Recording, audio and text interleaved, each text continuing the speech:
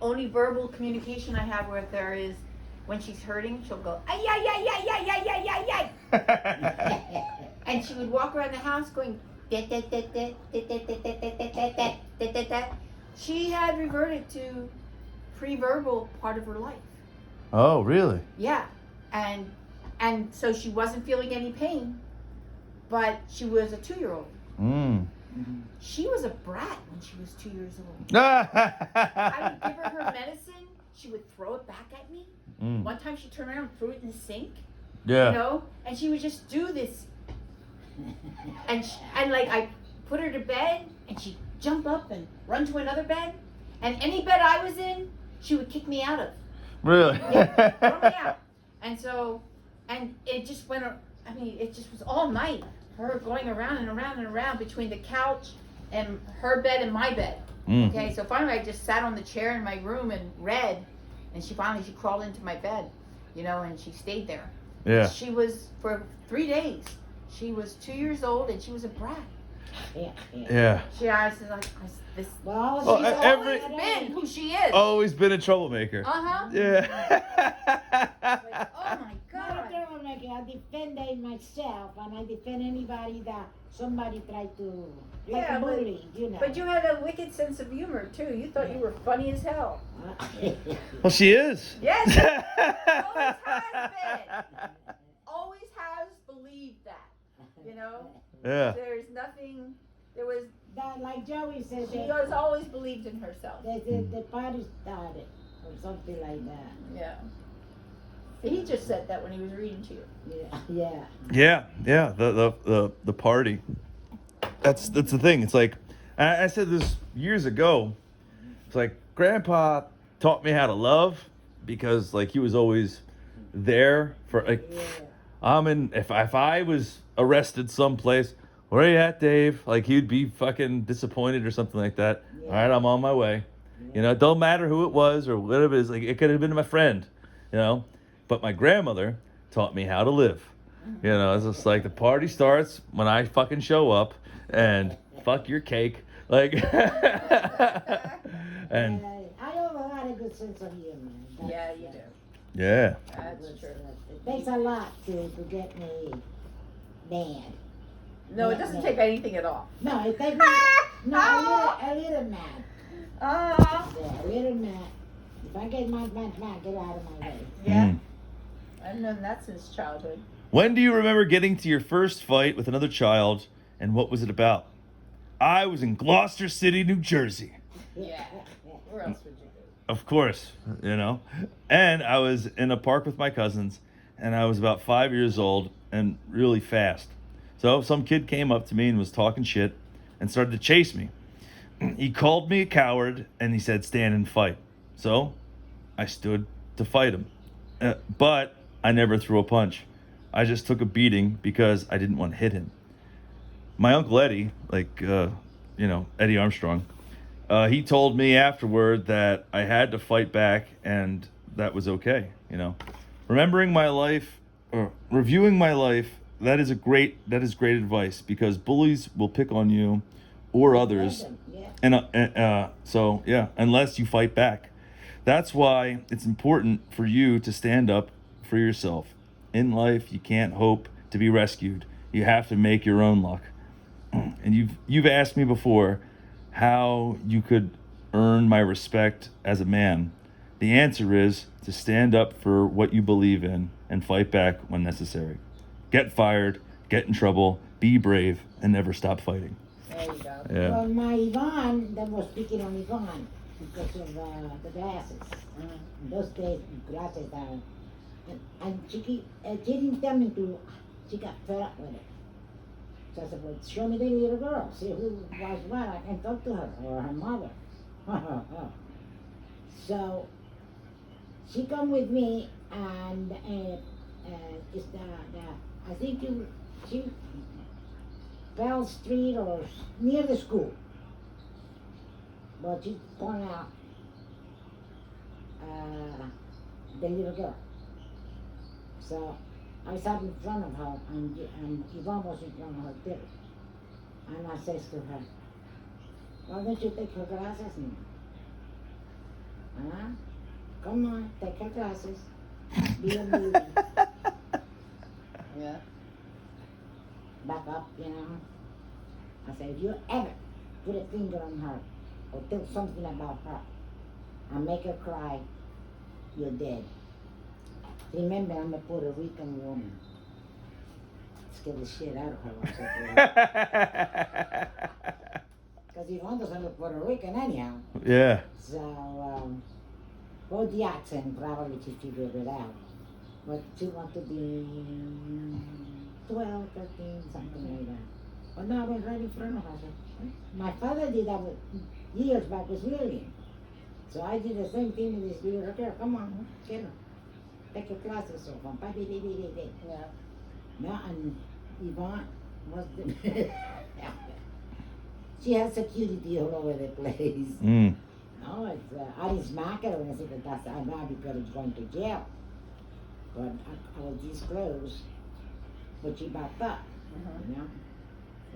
Yeah. Well, it wouldn't be the first time you went to jail. No. Well, Well, it might have been the first time she went to jail. yeah, at that time. At that time. I've been Yeah. there. But now you go, yeah. Yeah, when Star was like 5 or 6, I bought her an ice cream cone. Mm. We were living in this Section 8 housing. You know, Yeah. we weren't on Section 8 ourselves, but Yeah. everybody else in the building was Section 8. And there was this little boy in the neighborhood that loved to pick on her. Was this in San Francisco? No, this is, she was 5 or 6. We were in Brooklyn. Okay, yeah. Yeah. And, yeah, she was like 5, because Eddie was 3 at that time. And this little kid just loved to pick on her. This little blonde-haired kid with glasses just loved to pick on her. He would just do things to annoy her all the Little time. piece of shit. Yeah, a little piece of shit. And so I bought her an ice cream cone. And so the kid came and he threw dirt on her ice cream. And Star Really? came running. What a to me. motherfucker. Yeah, Star came running in to me crying because she had dirt all over her ice cream, and that Jimmy or whatever his name was had done this. Yeah. He says, you take this ice cream cone and you smash it in his face. So she ran out the door with the ice cream cone. She chased him all the way around the block until she caught him and smashed the ice cream in his face. Yeah. And so he ran in crying to his mom who lived upstairs. Yeah. Oh, I And remember that lady. and she opened the window up and she says, "What the hell's going on out here?" I was like, "Your kid torments my daughter. He threw dirt on an ice cream cone and I told her to do this and she did it and that's what's going on." And she shut the door and we never had any trouble after that. Nice. But remember, You gotta fight back. I think that's when Star learned to fight back. Yeah. Yeah, she didn't come running crying to me anymore. She took care of her own problems. Yeah. after Yeah. that. Remember when you moved to this building, you broke up with Ed, and it was water. Something was broken and the water was Oh coming. no, in. I was still with Ed then. Oh, okay. Yeah. I know it was water. Yeah, we had 6 inches of Yeah, water in our yeah. apartment. And the lady upstairs, so I opened the door and said, "You better slip the fuck off." I don't use that word too many times in my life. Probably said it in Spanish though. But, carajo. Yeah, carajo. My mommy said, "Oh my God, Norita, you're gonna trabajar." She called me Norita. When was the first time you remember doing something that made you feel a sense of pride, and what was it? I was in Florida with my family, and I was at a water park, and one slide was an individual body slide that was several stories up.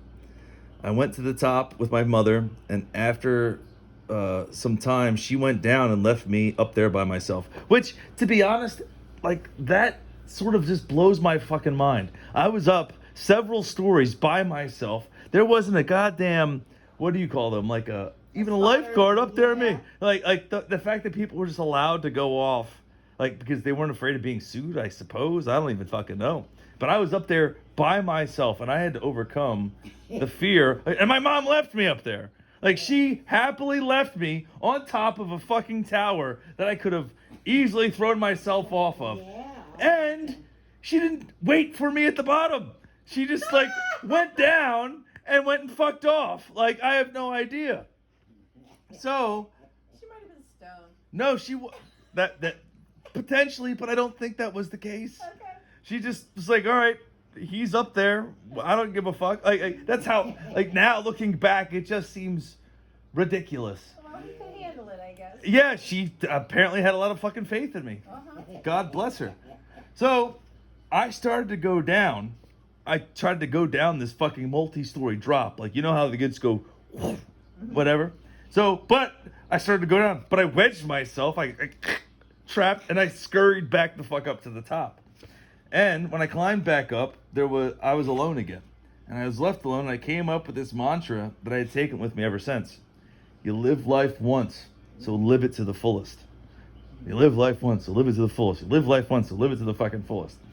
And I repeated that over and over again, and I worked up the courage to go down the slide. And when I got to the bottom, I was so proud of myself because I overcame a fear. Every other time in my life, when confronted with that fear, that's how I stoke myself up again. Let me include, don't make reckless. Oh, let me also include, as a side note, don't make reckless chances with if the proper safety structure is in place. Oh, the structure, the proper structure in place. I should definitely go in here and re-edit like some of my words or whatever. Yeah. Because you are competent, and if what you are doing weigh the risks, make the best decision. Yeah. So basically, go through it. Just don't throw yourself off a bridge. Make sure that you're going to survive the fall. Exactly. Yeah. So I'll have to definitely go back and rewrite this. I should have wrote this in pencil because it's a lot of pen, but c'est la vie. It's fun though. This has been my ability to like share this with my son because I feel like I'm having a conversation with my son. That's good. In my own voice to be able to like pass that on, That's the way Grandpa was, Absolutely. So this is a fun story. This is one of my favorite stories of all time. And